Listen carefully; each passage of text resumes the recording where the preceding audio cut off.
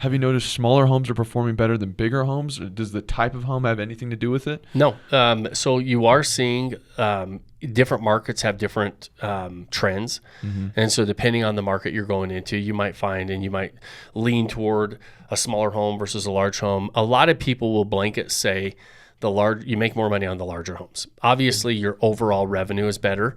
Also, you have to realize that if I'm buying a 1 or 2 bedroom home, my price per square foot that I'm paying for that home is going to be higher the smaller the home is in any individual market. So, not like, so if I'm going into Destin, Florida, the price per square foot that I pay for a 1 or 2 bedroom home is going to be a lot higher than me buying a 5 or 6 bedroom home in Destin, Florida, just because I still have an HVAC system, I still have a roof, I still have a lot of the kitchen, like a lot of the things that money is spent on in a home. I have to have that same amount of stuff in a 1 or 2 bedroom as I do in a 4 or 5 bedroom.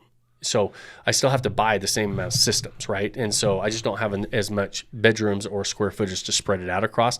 And I might I might buy a smaller unit or whatever else. So if you're listening, I get it. But your overall price per square foot for the small home is going to be larger. What that means is, when I buy, if I'm an investor, my ratio between my acquisition cost and the revenue that I generate is what I'm really looking at to see if it's an investable property and market. And so what happens is the smaller homes, I'm paying more for the smaller homes, but they don't necessarily always give me a big premium on rents. Sometimes they do.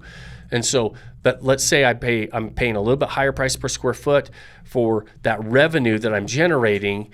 That ratio between my price per square foot and the revenue is not as favorable as maybe buying a 5 or 6 bedroom home, and my ratio between the revenue there and my price per square foot here is more favorable because I'm paying less per square foot and so I can spread that across that revenue. My ratio between acquisition and revenue is more favorable. So we're looking at that. Long-winded answer. The point of all this is it depends. Okay. And it's data driven. We look at that. You're just going to pull the numbers. The numbers are going to tell me whether and I start with my personal numbers. How much do I have down? How much do I qualify for? I might have preferences on certain markets or certain size of homes, and I might not be in a position to do what I wanted to do, but I can take what I have, where I'm starting at, and see based on those numbers where I should go. And so in most of these markets right now, it's a good time to buy, right? Yeah. It's a good time to go in and negotiate deals and find deals. And so, but are there challenges? Yeah. Is it harder to get a loan? Yes, it's harder to get a loan right now. You have to be a really good borrower, a really qualified borrower to get a loan. There's DSCR loans they're making the debt service coverage ratio loans where they're saying, hey, listen, we'll just look at it as an asset-based loan, but they're getting a little bit more conservative because of what they're seeing on the commercial space, right? That we were talking about earlier.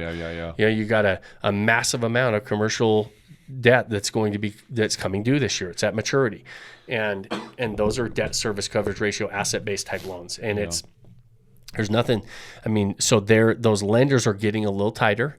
They're not as willing to lend out money, and it feels like sometimes they're only lending money to people that don't even need the money at times, and so you have to navigate some of those things. But overall strategy of this being a good market or a bad market, I am very, very bullish on this market right now. Okay.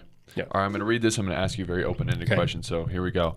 Yeah, I'm just going to read. I'm just going to back it up again. Smaller homes are frequently more expensive on a price per square foot basis due to fixed construction costs, kitchens, bathrooms, plumbing, HVAC, blah, blah, blah, being spread over a smaller area, as well as higher demand for starter homes. Okay. Just going back up what you're saying there. Yeah. Now take a second if you need to answer this or have a follow-up question, because this seems like a very open-ended question, okay? I want to ask about how to best position a listener for success. They're hearing these things.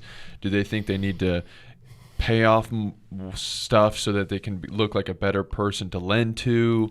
Do they need to really analyze the game first? Do they need to go over their goals and mindset?